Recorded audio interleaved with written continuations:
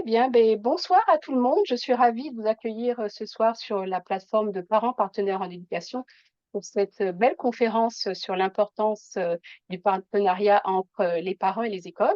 Tout d'abord, je vais me présenter. Je suis Georgette Bédot, coordinatrice des projets d'engagement des parents partenaires en éducation.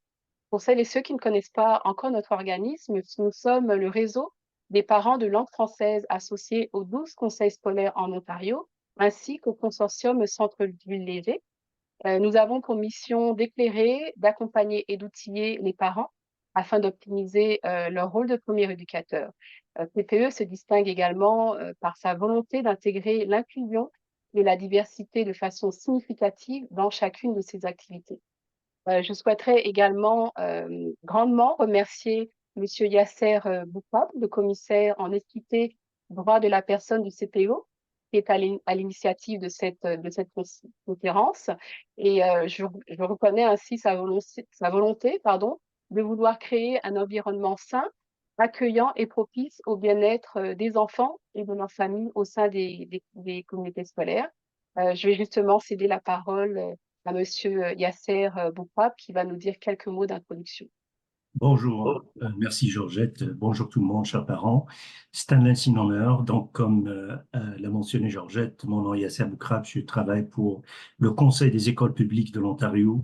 Je chapeaute le bureau de commissariat. Je suis le commissaire en équité et droits de la personne. Le but ultime, c'est de créer un environnement inclusif où chaque personne ait sa place. Et puis que l'élève, pour le bien-être de l'élève. Donc, on est en train le mandat principal porte sur l'inclusion, la diversité, à cerner les enjeux, sonder les terrains, travailler en partenariat avec les parents et avec les partenaires externes, etc. Donc, d'où l'importance qu'aujourd'hui, on se trouve à cet atelier grâce, merci Dr Laurentine, d'accepter de vous présenter cet atelier. C'est très intéressant. Le but, c'est de favoriser et de promouvoir ce partenariat entre les parents et puis l'école pour le bien-être de nos élèves. Donc, je vous remercie infiniment d'être ici avec nous ce soir. Et puis, soyez à l'aise de poser des questions à la fin de cette présentation. Donc, je cède la parole à Dr Laurentine et je vous remercie encore une fois. Merci beaucoup, Monsieur Yasser. Donc, je vais, juste avant de céder la parole à Laurentine, docteur Laurentine, je vais faire une petite introduction.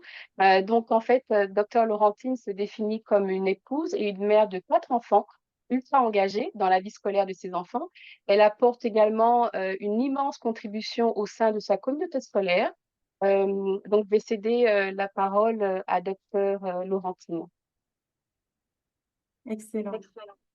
Bonsoir à tout le monde. Est-ce qu'on m'entend bien? Oui. Parfait. Bien, j'espère que vous allez bien.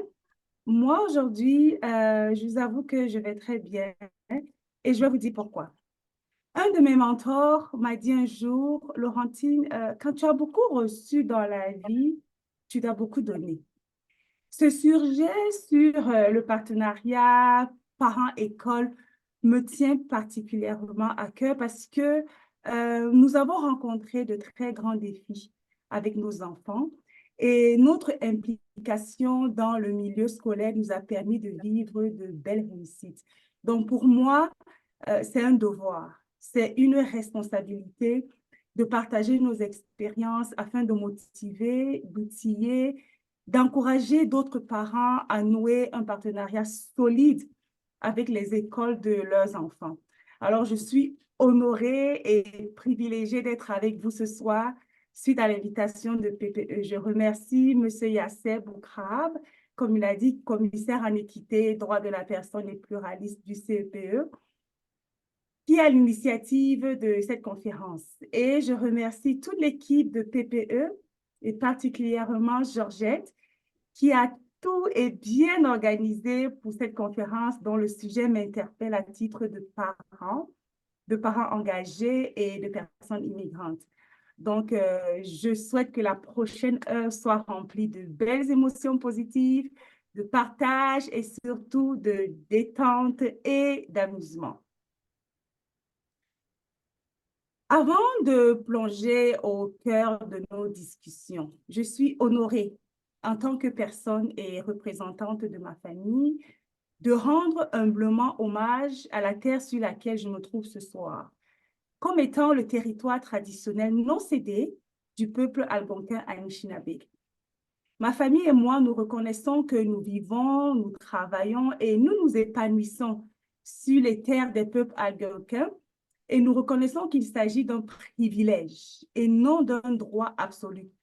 Ma famille et moi faisons le choix conscient d'honorer l'histoire du peuple algonquin à chaque fois que nous en avons l'occasion, afin de promouvoir leurs valeurs, de les respecter et afin de demeurer sensibles à leur histoire pour mieux disposer notre temps, nos cœurs et nos prières pour contribuer volontairement en tant qu'immigrants au processus de réconciliation du Canada avec les peuples autochtones.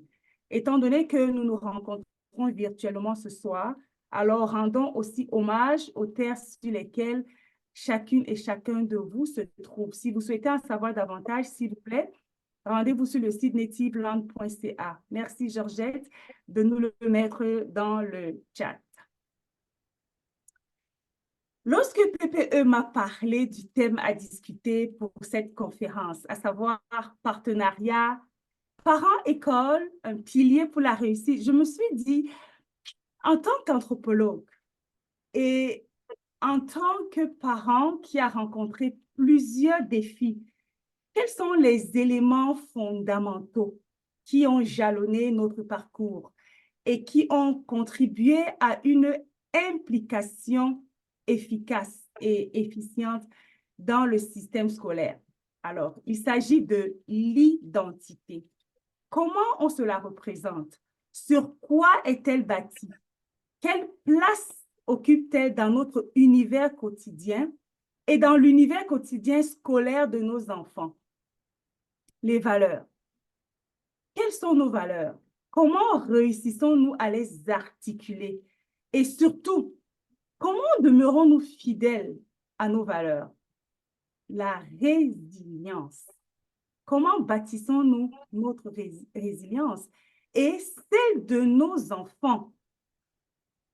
Je vous en prie, sentez-vous bien libre de poser vos questions dans le chat. Nous prendrons le temps à la fin d'en discuter ou également de faire un commentaire ou une demande d'éclaircissement ou alors un partage d'expérience. Je propose que nous ayons une séance vraiment interactive et enrichie de nos expériences. Je souhaite aussi apprendre de vous afin que cela contribue à mon développement personnel. Quand on parle d'identité, ce proverbe africain me revient toujours à l'esprit qui dit « Pour connaître où tu vas, il faut connaître d'où tu viens. » Et j'ajouterais, il faut aussi connaître d'où viennent les autres. Et pourquoi? Bien parce qu'à mon humble avis, je dirais que c'est pour être capable d'apprécier les gens à leur juste valeur. Nous savons tous que dans les univers scolaires que nos familles fréquentent, surtout en contexte de multi-ethnicité ici à Ottawa, nous sommes presque toujours confrontés à ces questions. Qui es-tu? D'où viens-tu? Qui sont tes parents? Et même ici ce soir, je suis certaine que je n'échappe pas à ces questionnements, qui sont en fait des questions tout à fait louables, parce qu'à mon humble avis, on aimerait souvent bien connaître qui sont les personnes qu'on rencontre ou que nos enfants côtoient quotidiennement. C'est pourquoi je vais décliner mon identité. Sur le plan géographique, donc, pour me situer géographiquement, je suis une Canadienne originaire du groupe ethnique Bamoun qu'on retrouve à Fumban, dans le département du Noun, dans la région de l'Ouest, au Cameroun, en Afrique centrale. Sur le plan de ma famille élargie, je suis la 5e enfant des 8 enfants de mon père et la 4e des 5 enfants de ma mère. J'étais ce qu'on appelle en Afrique un enfant très têtu. Et au Canada, on stigmatise cela par enfant hyperactif. Je vous dirais que d'expérience, ce type de profil d'hyperactivité chez un enfant peut être perçu péjorativement, mais en fait, c'est un signe d'un esprit curieux, un esprit créatif, un esprit en constante ébullition qui veut toujours apprendre et partager. Sur le plan de ma famille nucléaire, comme Georgette l'a dit, je suis une épouse. Je suis l'épouse d'une personne qui est patriarche et responsable d'une grande famille qui s'étend sur 4 générations. Je suis une mère de 4 enfants, 3 garçons et une fille de tous les âges.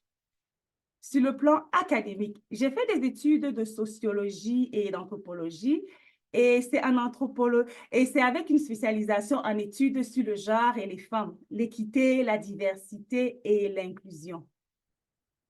Sur le plan communautaire, je suis membre bénévole depuis plus de 10 ans de plusieurs conseils d'administration et organismes. Et en plus de cela, j'étais la fundraising manager du Comité national Canada de ONU Femmes. Et aujourd'hui, je suis la présidente du conseil d'école de l'école secondaire de notre garçon et en même temps membre du conseil d'école de l'école élémentaire de notre fille. Sur le plan professionnel, j'ai travaillé comme consultante pour les Nations unies étant basée en Afrique.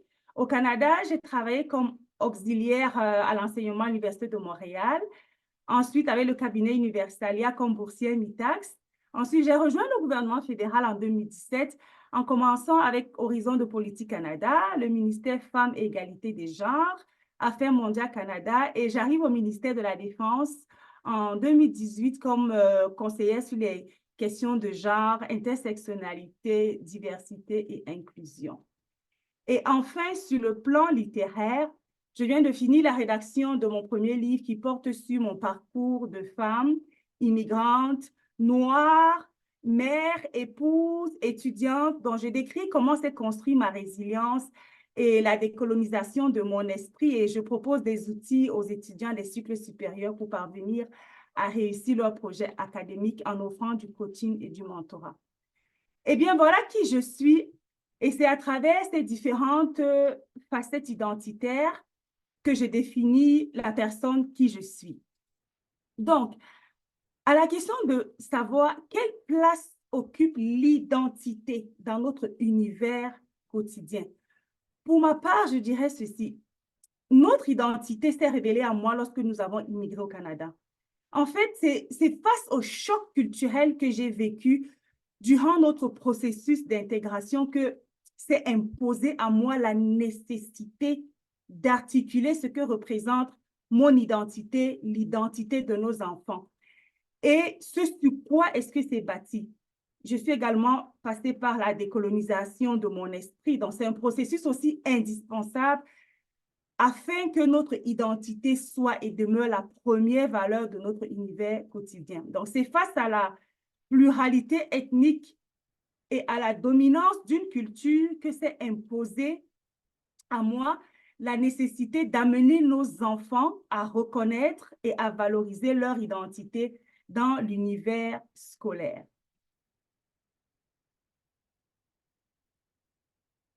On peut se poser la question de savoir, mais pourquoi parler de valeurs lorsqu'on parle de partenariat parents-école? Et je répondrai ceci. La meilleure façon d'influencer positivement le système scolaire et d'y apporter une contribution significative aux enjeux d'inclusivité, de diversité, d'équité, eh bien, c'est de pouvoir articuler ces valeurs et les mettre en perspective. Plusieurs outils existent pour nous aider dans l'articulation de nos valeurs. J'en ai développé un dans mon livre qui est intitulé « Découvre-toi et crois en toi » lorsqu'il sera disponible. Le but, en fait, c'est d'inviter à une introspection. Et ça pourrait sembler anodin et même complètement inutile de devoir se soumettre à un tel exercice d'introspection. Mais ce que je vais dire, c'est quoi? C'est que les implications dans le système scolaire nourries par nos valeurs et notre identité sont les plus enrichissantes et elles s'inscrivent facilement dans la pérennité. J'aimerais vous raconter une anecdote. En fait, notre fille, lorsqu'elle était en 2e année, il y a de cela 2 ans, elle est maintenant en 4e année, elle était très gênée que je l'habille avec des tenues africaines, des robes africaines, très, très gênée. Et dans mon implication, j'ai proposé à son enseignante de lire des contes africains aux enfants de sa classe. Et donc, justement, ce jour-là, où elle devait aller en classe, on était en pleine pandémie, donc cette activité s'est passée complètement en ligne. Alors ce jour-là, quand elle allait en classe le matin, je lui ai mis une robe et moi, quand je me suis connectée à l'heure du conte africain, j'avais mis la même robe. Et ce que j'avais fait en lisant le conte, je faisais des intermèdes et je proposais des danses africaines avec des balafons. Alors pendant la danse, toute la classe de l'enseignant, tous les petits cocos, les petits amis étaient en train de danser au son du balafon africain. C'était extraordinaire. Ils ont passé un très bon moment. Alors, à la fin, quand elle rentre le soir, elle me dit, hey, maman, mes amis voulaient la même robe que moi. Est-ce que tu peux me coudre encore d'autres robes africaines comme ça? Elles ont dit qu'elles vont demander à leur maman si elles aussi, elles peuvent avoir de telles robes. Tout d'un coup, elles se sentaient valorisées. Elle se sentait sécurisée dans son accoutrement africain. Elle se sentait beaucoup plus à l'aise de pouvoir porter un tel habit. Pourtant, avant, elle en avait honte, en fait, parce qu'elle était, moi j'appellerais ça un peu une acculturation. Mais là, cette activité lui a permis de se sentir beaucoup plus sécure dans son identité. Parlant de la fidélité à nos valeurs, si on se demande aussi comment demeurons-nous fidèles à nos valeurs, pour ma part, je proposerai 2 méthodes toutes simples. La première façon de demeurer fidèle à ses valeurs, c'est tout d'abord de se rappeler de leur existence. Ensuite, de passer toute décision majeure à prendre au filtre de ses valeurs. Évidemment, la décision devient très facile à prendre parce que cela rejoint notre identité, nos valeurs, nos intérêts et notre être intrinsèque. On peut se demander aussi comment est-ce qu'on peut faire valoir nos valeurs dans le système scolaire autour des tables de réflexion et de prise de décision. Je vous donne un exemple. Nous avons un garçon qui vivait des journées très difficiles à l'école, mais vraiment, c'était un stress énorme pour notre famille. Nous recevions tout le temps des communications, c'était plutôt très stressant. Dans notre famille, nous sommes des chrétiens pratiquants et nous prions beaucoup en famille. Donc, pour nous, il s'agit d'une valeur que nous perpétuons et nous souhaitons que nos enfants en soient fiers, tant à l'intérieur de la cellule familiale qu'à l'extérieur. Donc, pour aider l'école à offrir à notre enfant une solution culturellement adaptée dans la gestion de cette journée difficile à l'école, nous leur avons proposé de lui offrir d'aller dans un coin calme pour faire sa prière. L'impact a été immense. Et l'impact a été à 2 niveaux. Premièrement, l'école a compris que nous les accompagnons dans la recherche des solutions qui soient meilleures pour aider un de leurs élèves. Deuxièmement, notre enfant a compris que l'école est au courant qu'il prie à la maison et que l'école est d'accord qu'il prie aussi à l'école. Donc, en fait, ça signifiait pour lui que les deux sont d'un commun accord. Cela a contribué à le sécuriser, ça lui a donné l'opportunité de vivre sa foi en sécurité dans l'environnement scolaire. Et au final, l'école et notre famille, on avait en main un outil de plus pour aider notre enfant à améliorer ses comportements et à vivre de meilleures journées à l'école.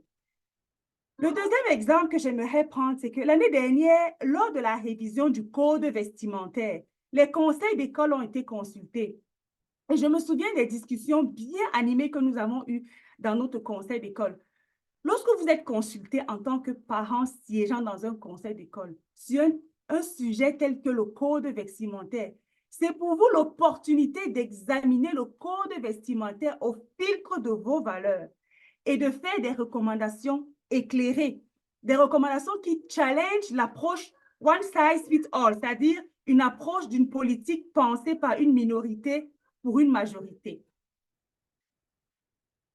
Alors, en parlant de résilience, l'implication continue, constant et efficient des parents pour bâtir un partenariat parents-école permet de bâtir sa propre résilience et aussi la résilience de nos enfants. Mais de quelle façon? On peut se poser la question.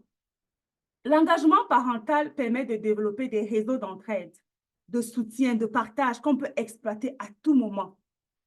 L'implication permet quoi? Ça permet aussi de braver l'isolement social et culturel, surtout si l'on est une famille immigrante. Et l'immigration peut être d'un continent à un autre, par exemple de l'Afrique en Amérique du Nord, d'un pays à un autre, par exemple des États-Unis ou au Canada, d'une province à une autre. Par exemple, si on vient du Québec, on veut s'installer en Ontario, ou même simplement d'une ville à une autre, de Montréal à Gatineau, par exemple.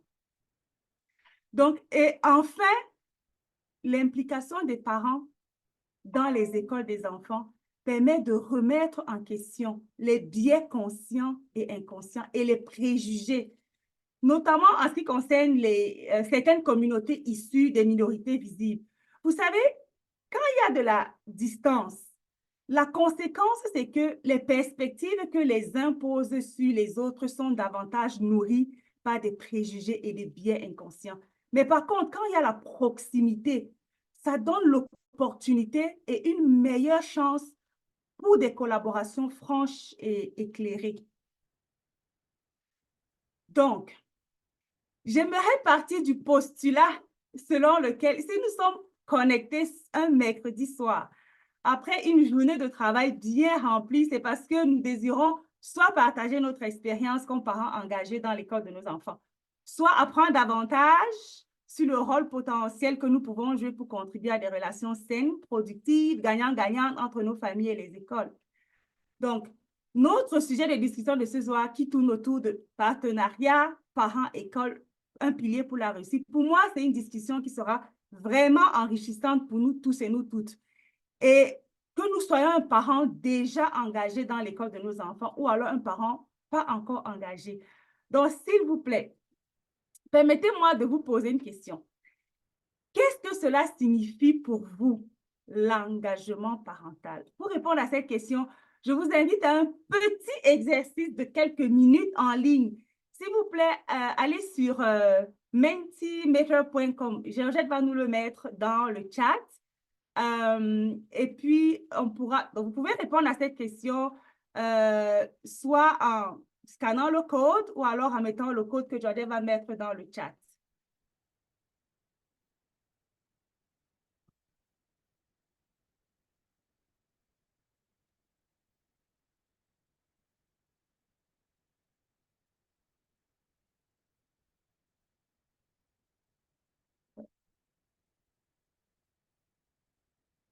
Est-ce que tu vois des réponses dans le chat? Je vais essayer de partager mon écran pour qu'on puisse voir des réponses. Est-ce que Oui, tu vois des...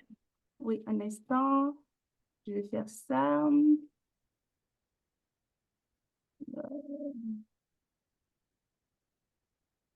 Donc, on a quelques réponses. on a quelques réponses, on va y aller. Voilà. Parfait. Le temps, est-ce que tu vois l'écran de partage? Oui, oui. Parfait. Donc, le temps, le respect, La la curiosité. qualité, Est-ce qu'on a d'autres réponses? elles vont arriver. La collaboration, La collaboration.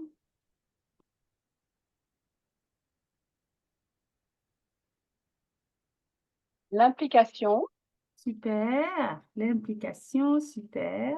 l'écoute, le support, l'accompagnement, Super.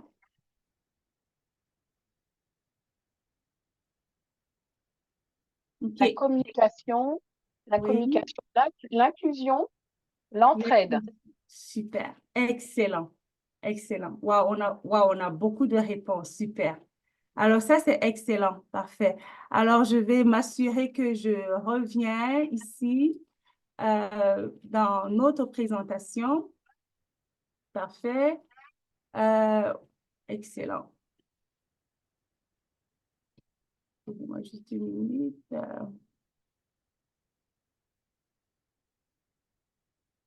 Voilà.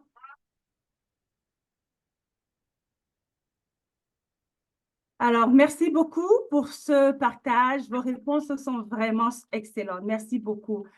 Alors, s'il y a une chose importante vraiment que j'aimerais partager, c'est que lorsque nous abordons cette question sur l'engagement parental ou partenariat école-parent, j'aimerais vraiment qu'on puisse garder à l'esprit la définition de ce que l'engagement parental représente.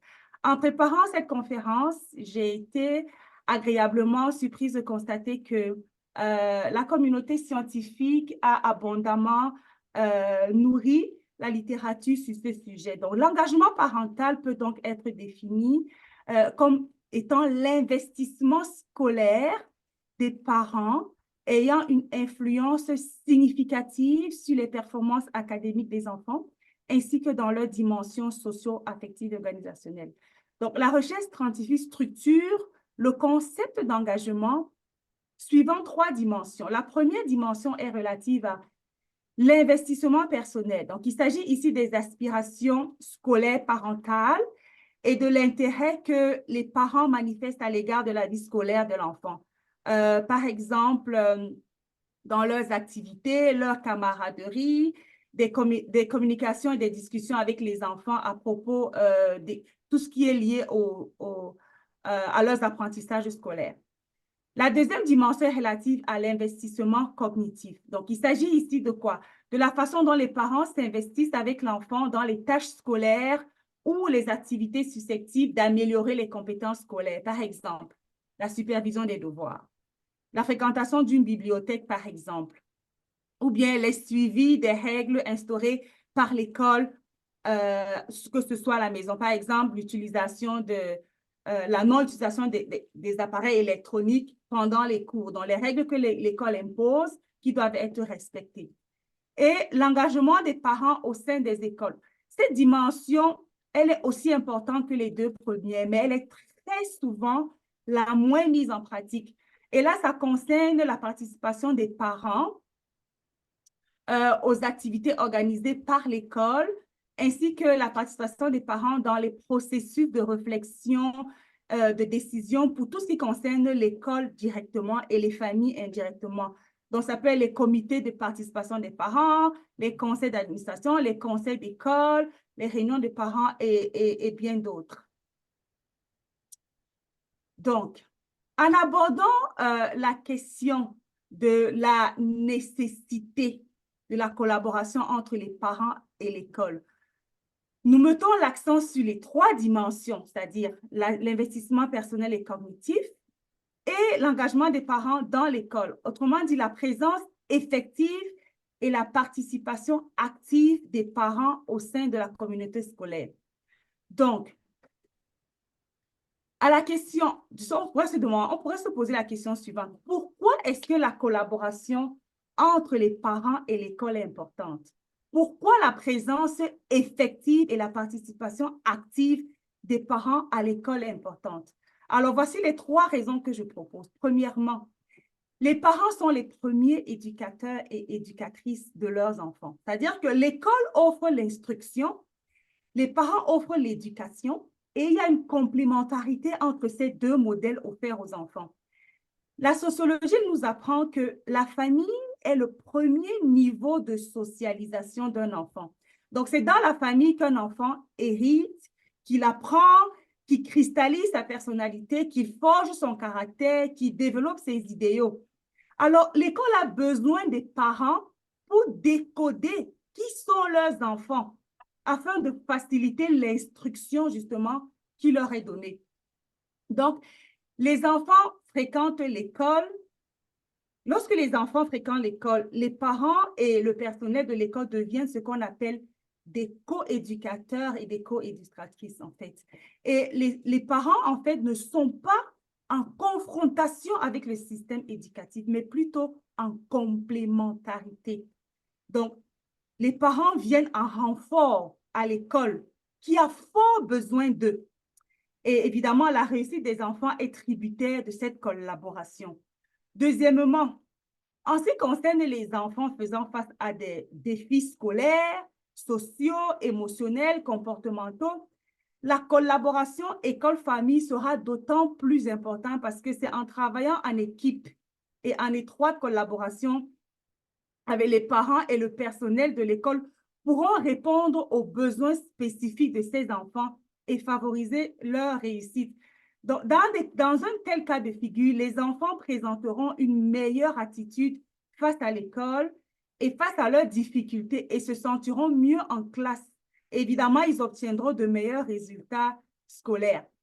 Troisièmement, en ce qui concerne les familles immigrantes et les enfants issus de l'immigration, qu'ils soient ou qu'elles soient nés au Canada ou arrivés au Canada, la présence effective et la collaboration constante des parents avec le milieu scolaire, ça favorise et ça facilite l'intégration de leurs enfants. Bien sûr, l'intégration des parents eux-mêmes. Ça contribue à la valorisation de l'identité des personnes immigrantes et bien sûr de leurs enfants.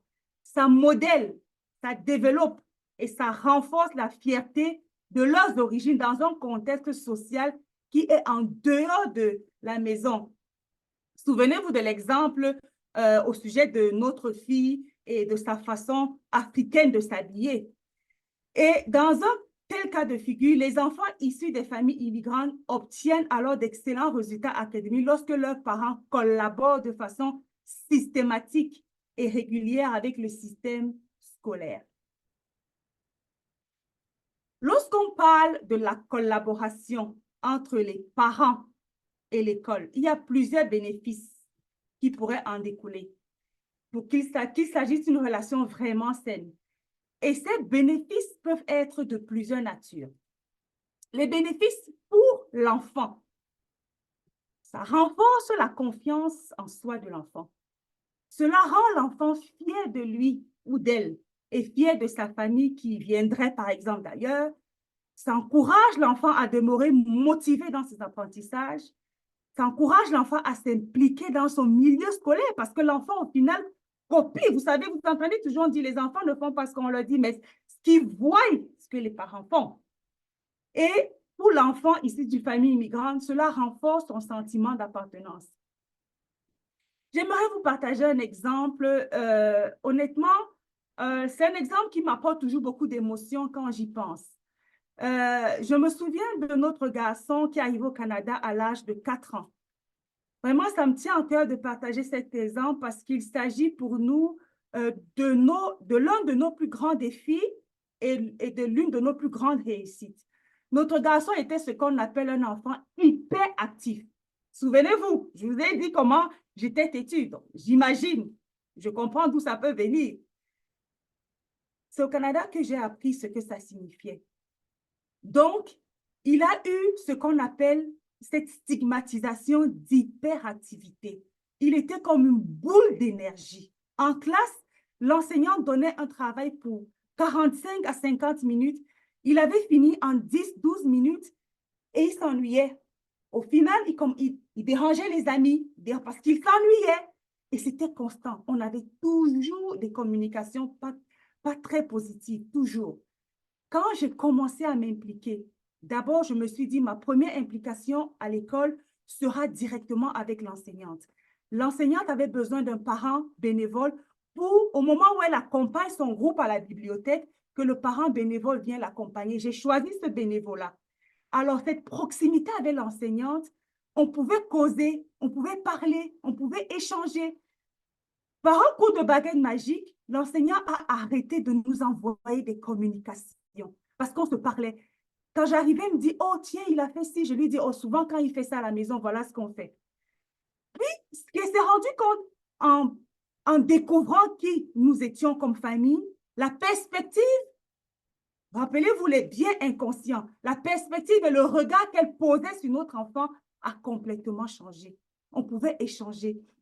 Et donc, après 2, 3, 4 ans, nous avons été approchés toujours par un enseignant et qui nous a dit, votre enfant aura toujours des problèmes de comportement parce qu'au niveau académique, il est excellent, mais son profil ne correspond pas avec le programme régulier.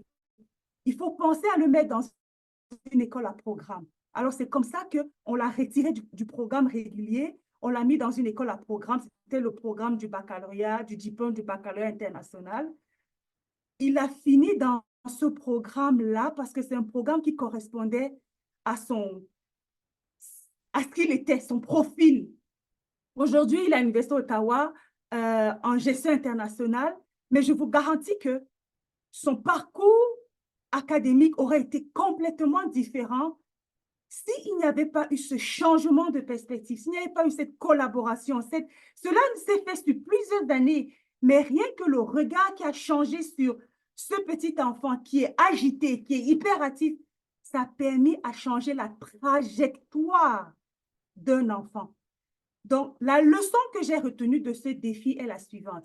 La proximité avec le système scolaire favorise et facilite le dialogue et la résolution des problématiques sous un angle qui est exempté des biais inconscients et des préjugés.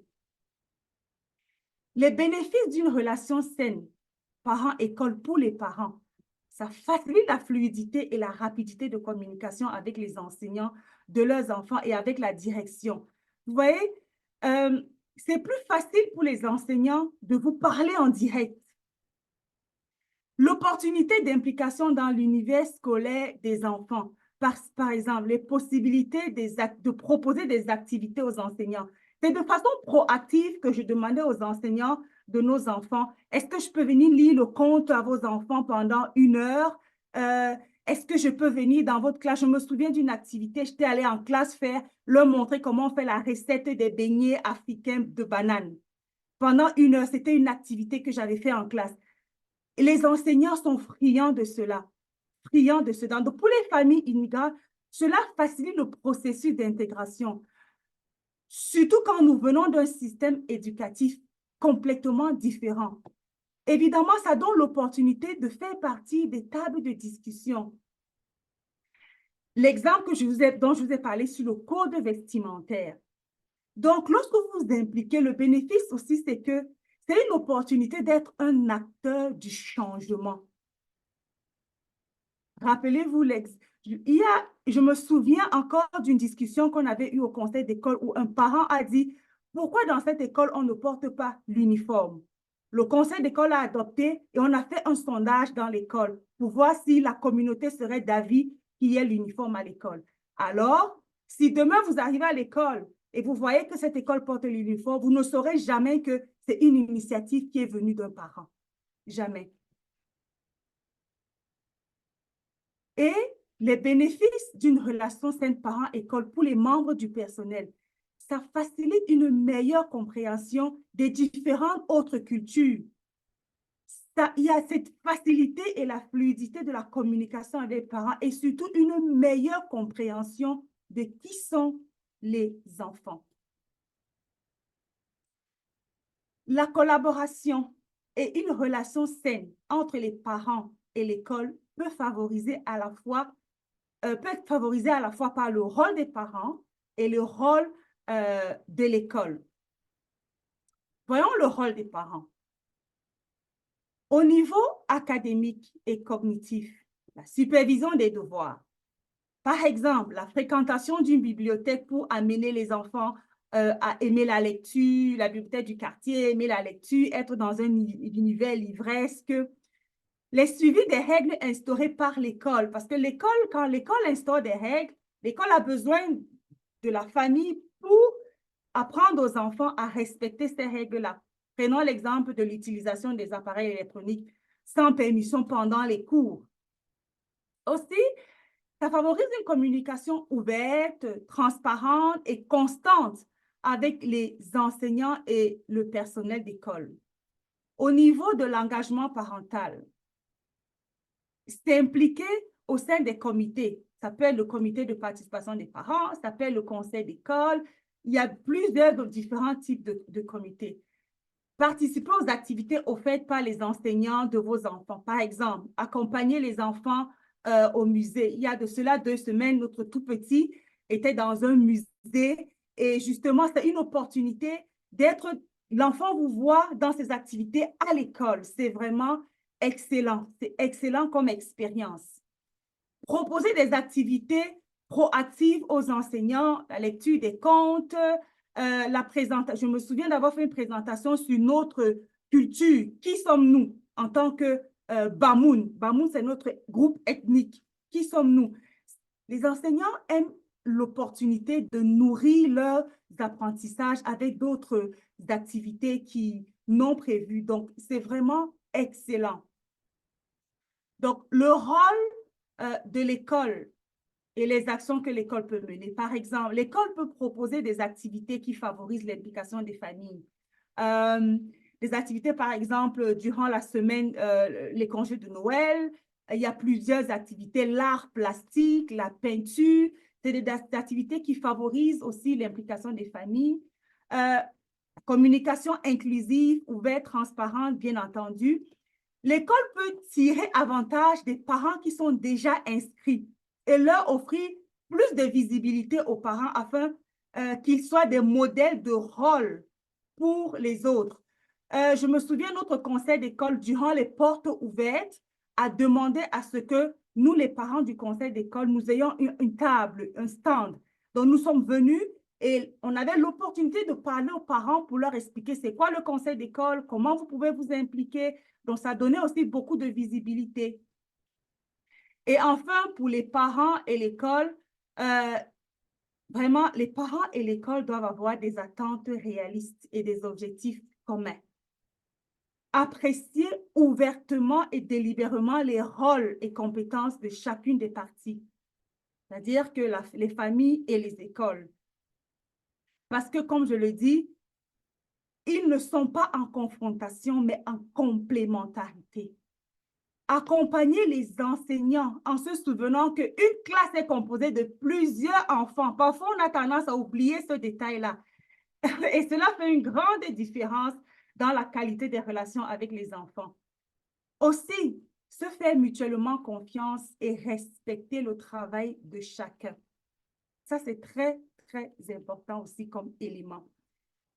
Et enfin, en présence des enfants, toujours utiliser un langage inclusif et respectueux lorsqu'on parle de l'école et des personnes qui y travaillent. Rappelons-nous, les enfants sont comme des éponges.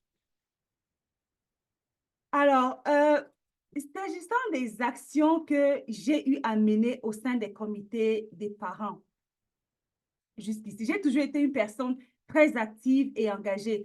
Donc, cela fait maintenant plus de 10 ans que mon époux et moi, nous sommes installés au Canada et je m'assure de jouer un rôle actif dans la vie scolaire de nos enfants. Mon époux et moi, nous sommes tous les deux dans les 2 conseils d'école. Donc, j'offre régulièrement mon appui et mon expertise aux conseils d'école, aux directions d'école qui ont un grand besoin de notre présence et de notre soutien. J'ai toujours siégé au sein des bureaux exécutifs, entre autres à titre de présidente. À chaque mandat, je m'attelle à œuvrer comme une facilitatrice entre les ressources qui existent au sein de la communauté et les établissements scolaires au sein desquels je m'implique. Donc, j'ai participé par exemple à des conférences sur la littératie financière et j'ai découvert qu'il y a des ressources gratuites qui offrent des formations gratuites. Donc, j'ai proposé cela à notre conseil d'école et la direction l'a proposé aux enseignants. Les enseignants ont été extrêmement enchantés que des ressources comme ça existent qui viennent les aider à bonifier leur curriculum de formation pour les élèves. Et la littératie financière a été retenue comme une priorité pour notre conseil d'école durant les dernières années. Donc, pour moi, pour m'assurer d'appuyer les conseils d'école et les directions d'école, je participe à des comités de diversité et d'inclusion afin d'aider à définir les priorités et les actions qui favorisent une meilleure compréhension et une intégration de la diversité au sein de la communauté scolaire. En 2020, j'ai proposé, par exemple, au conseil d'école où je suis aujourd'hui, la diversité et l'inclusion comme étant une priorité sur laquelle on doit se pencher. Et cela a été adopté. Il y a un sous-comité qui a été créé. Il y a un groupe qui a été créé parmi les élèves pour soutenir cette priorité. Et maintenant, ça fait partie des priorités du conseil d'école depuis les 4 dernières années. Donc, dans mon implication, je collabore fréquemment avec les enseignantes à qui je propose des activités ethnoculturelles pour partager un peu de notre culture d'origine africaine et surtout faire connaître davantage qui nous sommes en tant que personnes immigrantes de l'Afrique subsaharienne. Donc, quelles sont les raisons qui motivent mon implication?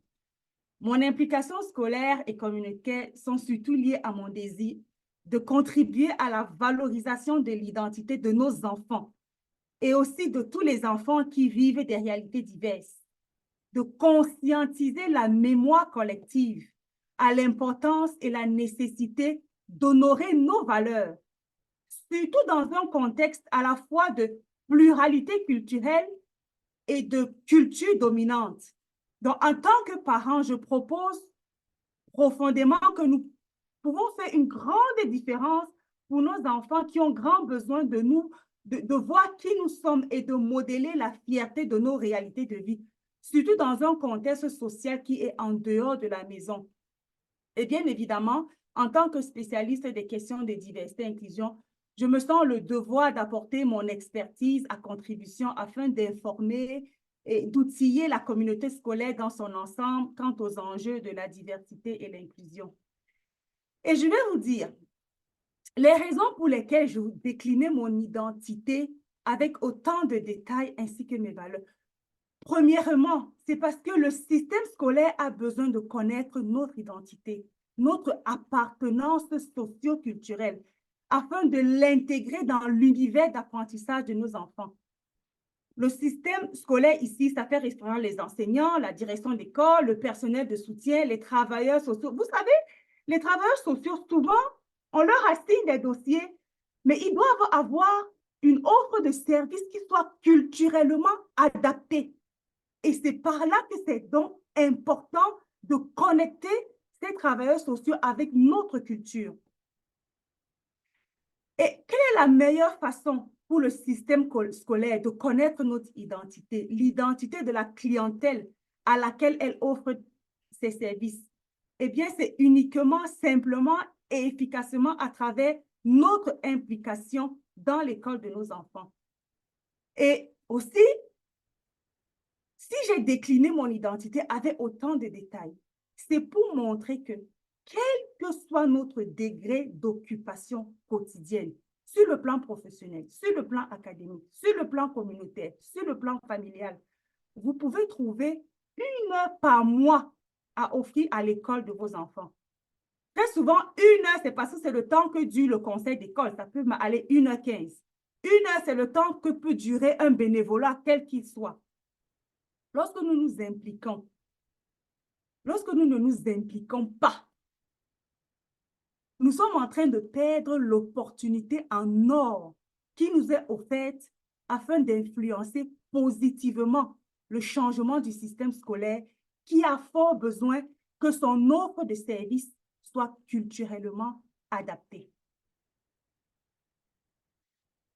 Pour conclure mon propos, voici mon message adressé tout particulièrement aux parents. Aux parents déjà impliqués, je les félicite grandement et je les encourage vivement à maintenir cette collaboration avec l'école ou les écoles de leurs enfants et à motiver d'autres parents à en faire autant. Aux parents qui hésitent encore à s'impliquer, voici mon message. Sachez que vous êtes l'influence positive dont l'école a besoin pour assurer la réussite des enfants que vous leur confiez. Vous êtes une influence auprès des enfants, au sein de la communauté scolaire, au sein de la communauté immigrante et dans la communauté franco-ontarienne en général. Donc, en tant que parents et surtout en tant que personnes immigrantes, nous avons le devoir de nous impliquer parce que les communautés au sein desquelles nous vivons, nos enfants vivent, grandissent, elles ont besoin de nous, de nos avis, de nos idées innovatrices. Donc, nous faisons partie intégrante d'une société pluraliste, multiculturelle, à dominance culturelle, et nous sommes les acteurs clés de la diversité. Donc, nous avons donc beaucoup à partager, car c'est la combinaison de nos différences qui est justement le socle de l'enrichissement de nos communautés. Et nous devons nous impliquer parce que cela contribue à ce que nos enfants se sentent davantage valorisés et intégrés. J'entends souvent dire, plusieurs parents me disent, oh, je n'ai pas le temps de m'impliquer. Je vous promets une chose, nous avons le temps. Moi, je suis fonctionnaire fédéral à temps plein, je suis maman de 4 enfants, je suis consultante 7 jours sur 7, 24 heures sur 24. Pour mon époux, pour nos enfants, si l'implication devient une priorité dans notre agenda bien rempli, alors nous allons trouver toujours le temps pour participer à une réunion du conseil d'école une fois par mois, une seule fois. Donc, mon message de fin. Lorsque PPE m'a invité à préparer cette conférence sous l'impulsion du bureau du commissaire, j'ai préparé ce message de fin et j'espère que cet atelier pourra rejoindre cette cible. Mon message, c'est le suivant. Lorsqu'on parle de diversité, d'inclusion, c'est très important de développer notre perspective sur cette question. Nous devons nous rappeler que la diversité, c'est un fait. Ce sont des nombres, des statistiques, parfois des quotas. La diversité, elle est comprise dans un sens large qui inclut aussi la diversité linguistique, l'accessibilité, la diversité culturelle. L'inclusion, c'est un choix. Et ce choix est fait par les personnes qui accueillent et aussi par celles qui ont le devoir et le besoin de s'intégrer. Le choix commence au niveau individuel, mais les impacts sont observés au niveau collectif. Par contre, l'appartenance qui est le troisième élément qui est très peu vu. L'appartenance n'est possible que lorsque les voix des minorités font partie intégrante des discussions et de tous les processus de décision. Mais pour cela, il faut que tout le monde s'implique et fasse partie du processus de changement et contribue à son évolution. Croyez-moi, chaque personne a un pouvoir d'influence. Et s'il vous plaît, faisons le choix délibéré d'être un acteur du changement. Je vous remercie, Monsieur Yasser, pour cette initiative de conférence. Je remercie grandement PPE. Merci beaucoup. Oh, je pense que mon micro n'est pas fermé. Merci beaucoup, docteur Laurentine, pour cette présentation très enrichissante et puis surtout pour le partage de votre expérience personnelle. J'ai vu dans le chat quelqu'un a marqué, Cyril qui nous a quittés, a marqué une brillante présentation. Donc, je viens confirmer que la présentation a été exceptionnelle. Je vais passer la parole, Monsieur Yasser, est-ce que vous souhaitez Oui, dire un mot? effectivement, je vous remercie infiniment, docteur Laurentine. C'est une présentation extraordinaire, enrichissante. En tant que parent, on apprend beaucoup de choses, des belles stratégies. En fait, mon rôle, c'est d'inciter les parents à s'impliquer davantage. Et je vais mettre l'emphase aussi sur le rôle et la collaboration au niveau de conseil des parents. C'est très important pour le bien-être de nos élèves, très important pour leur inclusion, pour nourrir le sentiment d'appartenance, comme l'a mentionné docteur Laurentine. Et c'est très important aussi de connaître aussi nos responsabilités dans le cadre de l'éducation de nos enfants, et puis que l'école toute seule ne peut pas tout offrir. Donc notre rôle, c'est bien complémenter ce que l'école donne ou offre comme programme ou apprentissage à nos enfants, et d'où l'importance de se conformer au code de déontologie des parents. Hein. C'est au niveau provincial et au ministère, la vision du ministère de l'Éducation, c'est très important de s'engager activement dans ce processus. Donc, merci à vous, merci encore, docteur Laurentine. C'était enrichissant et puis fructueux. Merci à Georgette. Donc, je vous laisse. Donc, s'il y a des questions.